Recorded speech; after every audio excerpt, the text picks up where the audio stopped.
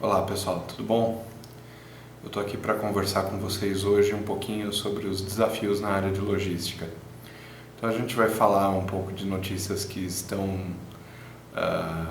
presentes no dia a dia e que afetam bastante a área de logística e que vários de vocês devem estar se perguntando o que eu posso fazer para me proteger desse tipo de situação.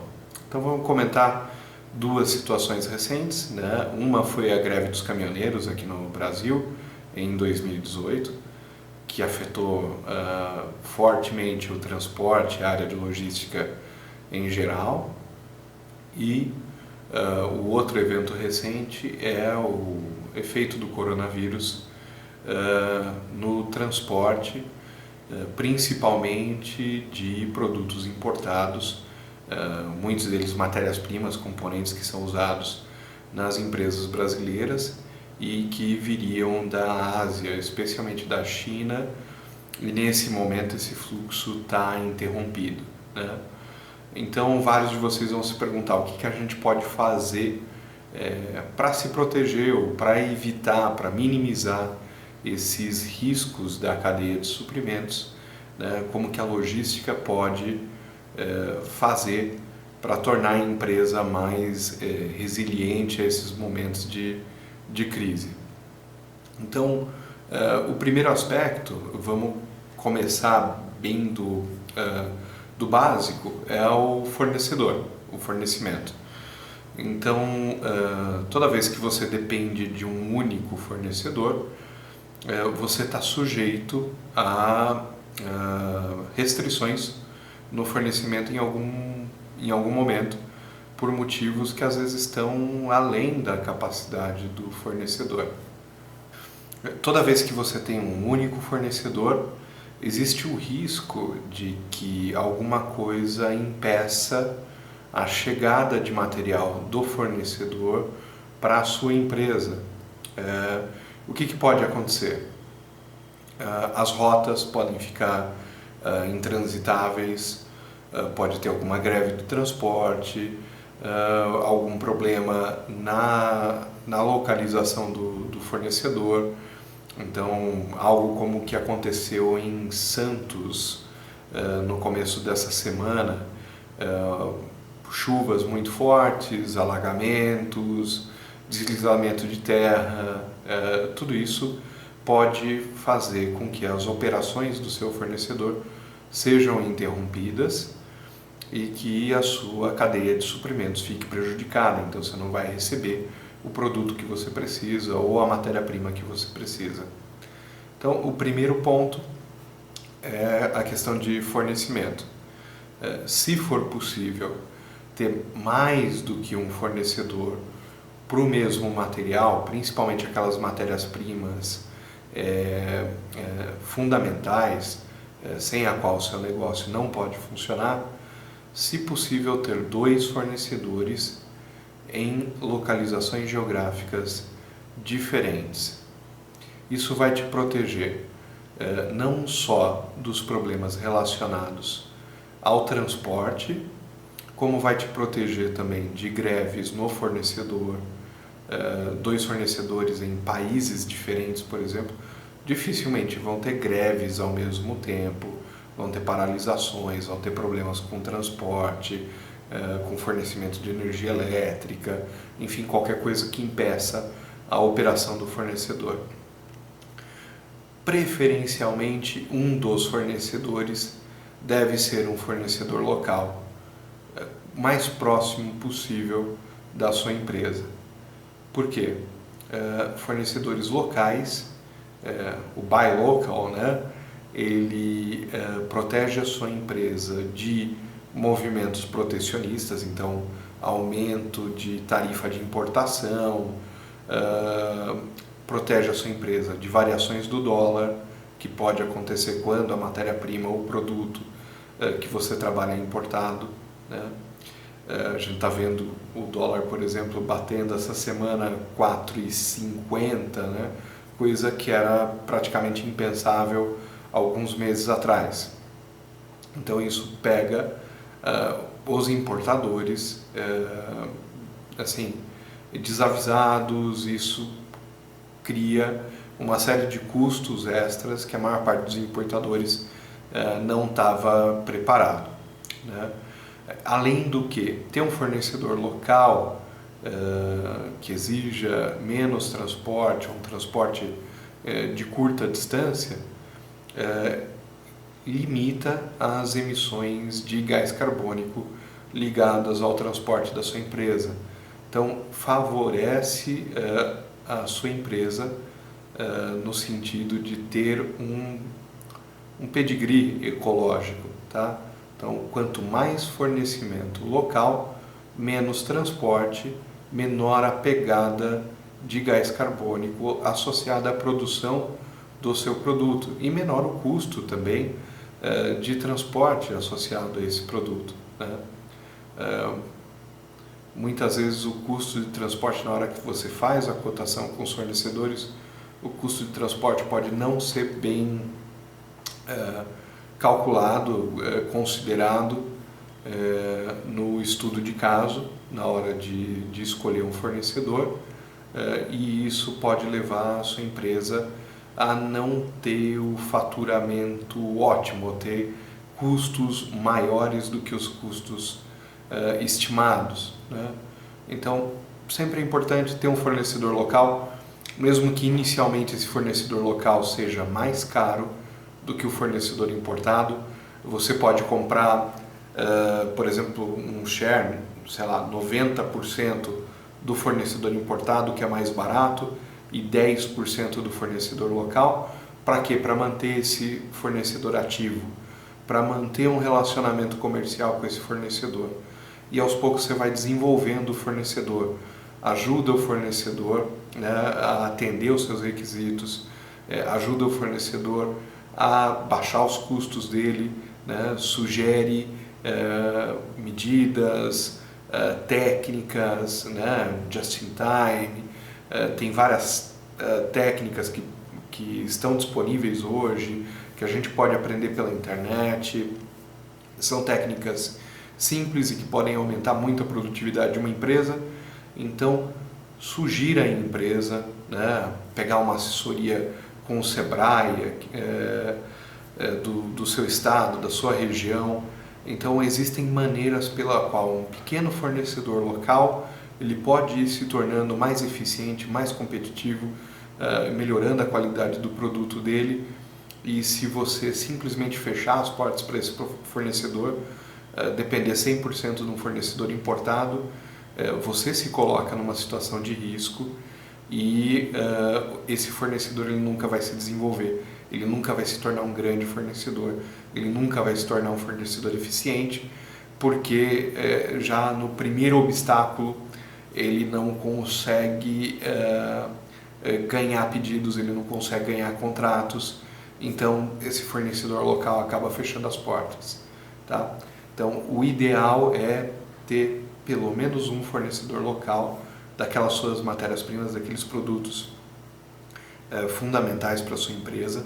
Vá desenvolvendo esse fornecedor até ele se tornar tão bom quanto um fornecedor global ou um fornecedor nacional, tá? Essa seria a primeira dica. A segunda dica é use meios de transporte, também da mesma maneira, não se prenda a um único meio de transporte. Então use modais diferentes, use transportadoras diferentes para evitar ser dependente de um único canal, ser dependente de um único tipo de transporte. Principalmente condições climáticas podem afetar muito fortemente o transporte, mas sempre vai afetar um dos modais. Então, o modal aéreo, um modal, por exemplo, bastante afetado por condições climáticas, nevoeiro, chuva forte, podem causar fechamento de um aeroporto, né? Mas o modal marítimo, por exemplo, é menos dependente ou menos frágil nesse sentido, né? Ele vai funcionar mesmo com nevoeiro, mesmo com condições climáticas longe das ideais, tá? Então é um modal mais confiável nesse sentido. Por outro lado, a gente tem problemas, como eu estava citando, né, antes, o problema que a gente tem hoje com o coronavírus na China vem afetando fortemente o transporte ou o modal marítimo. Boa parte dos containers que chega no Brasil hoje vem da China cheio, com produtos que o Brasil importa, normalmente produtos industriais, produtos manufaturados. Esses containers são esvaziados aqui nos portos brasileiros e daí no mesmo container a gente coloca as nossas exportações para a Ásia. Então o armador, o dono do navio, está sempre circulando com esses containers cheios, sempre recebendo pelo frete desses containers. No momento que a China teve esse problema do coronavírus, vários portos foram fechados, várias fábricas ficaram fechadas e uma série de containers ficou retido lá nos portos chineses. Esses containers pararam de circular. Então, as exportações brasileiras hoje vêm sofrendo com um problema de falta de container vazio para colocar essa exportação e mandar para a Ásia, principalmente para a Ásia. Tá? Esse é um problema que ninguém tinha previsto anteriormente, mas que pode acontecer no modal marítimo. Então todos os modais eles têm algum tipo de fragilidade, né?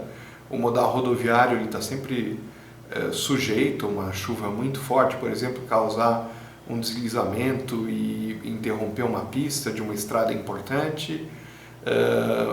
O modal aéreo, como eu falei, um nevoeiro, alguma coisa pode fechar um aeroporto temporariamente. Então, depender de um único meio de transporte sempre vai te colocar em risco. O ideal é que você use pelo menos 2 modais diferentes, com empresas diferentes, e que a sua mercadoria esteja dividida também nesses 2 modais. Você pode colocar a maior parte da mercadoria no modal mais barato, na transportadora mais barata, mas continue enviando despachos regulares, né, com frequência definida, né, igualmente espaçada entre ela, no modal alternativo. Com isso, mesmo que você tenha uma ruptura em algum modal, você sempre vai estar recebendo um pouco de material para garantir o funcionamento da sua empresa, né? Ou você vai estar sempre despachando um pouco de mercadoria para o seu cliente, né? Quando é o transporte de distribuição. Então, na distribuição a gente pode falar a mesma coisa. Se você tem um cliente em Manaus, por exemplo, existem uma série de modais disponíveis para transportar mercadoria para Manaus.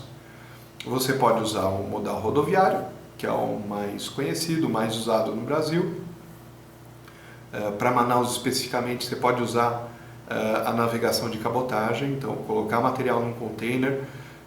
Se o seu volume for pequeno, você não precisa contratar um container, encher um container. Existem empresas hoje que fazem consolidações de materiais dentro de container, então pegam materiais de vários embarcadores, colocam no mesmo container, enchem esse container e mandam de Santos para Manaus, por exemplo, ou de Itajaí para Manaus, ou de Rio Grande para Manaus, enfim. Então existem várias opções, dependendo do lugar do Brasil onde você está, dependendo de onde está o seu fornecedor ou o seu cliente, existem várias alternativas de transporte, tá? Existem vários modais em funcionamento. Em algumas cidades a gente tem ferrovias, em outras cidades a gente tem aeroportos que trabalham com cargueiros, com aviões cargueiros. E também o bagageiro, né, a área de bagagem de aviões de linha, de aviões de transporte de passageiros, também são usadas para o transporte de mercadorias. Então, mesmo que para um determinado aeroporto não tenha volume significativo a ponto de ter voos frequentes de aviões cargueiros, ainda assim a gente pode usar o modal aéreo, né? Se as dimensões do seu produto forem relativamente pequenas a ponto de passar pela porta do compartimento de bagagem de um avião. Então você pode mandar essa mercadoria no compartimento de bagagem de um avião de passageiros. Da mesma forma, ônibus de linha, hoje em dia, ônibus de linha também são usados no transporte de produtos aqui no Brasil. Então, da mesma forma, eles têm um compartimento de bagagem para colocar a bagagem dos passageiros e nunca esse compartimento vai cheio.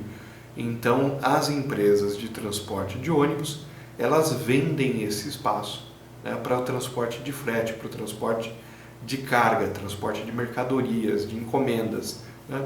Normalmente pacotes pequenos, mas principalmente para entregas emergenciais, né? Os ônibus têm uma pontualidade muito grande, os aviões de passageiros têm uma pontualidade muito grande, então é um meio de transporte muito interessante, normalmente com custos bem razoáveis, né? Uma relação custo-benefício muito boa, e que a sua empresa pode utilizar para entregar as encomendas, entregar os produtos dos seus clientes. É um modal alternativo bastante interessante para uso hoje em dia. Isso vai tornar a sua empresa mais confiável, mais resiliente nas entregas.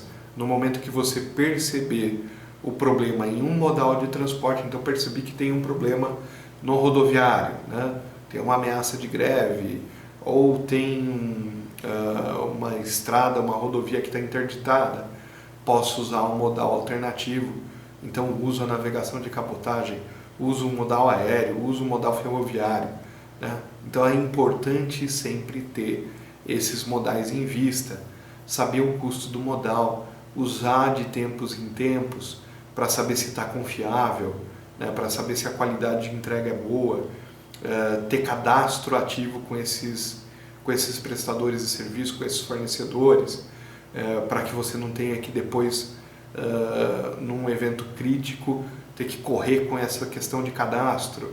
Então é interessante sempre ter as relações comerciais, eu diria frequentes, com fornecedores diferentes, com prestadores de serviço diferentes, para que você sempre tenha alternativas. Você nunca fique preso numa única opção, e no momento em que essa opção fica incapacitada por algum problema fora do controle do transportador, do operador logístico, né? Normalmente não são problemas criados por má fé, mas sim problemas externos que acabam impedindo a operação daquele modal de transporte, né? Então, não está amarrado, não está preso a um único prestador de serviço, a um único modal de transporte, a um único fornecedor. Isso torna a sua empresa mais resiliente nesses momentos de crise. Tá legal? Fica aí a dica para vocês, pessoal. Muito obrigado aí por estarem acompanhando, tá bom? Valeu, até mais!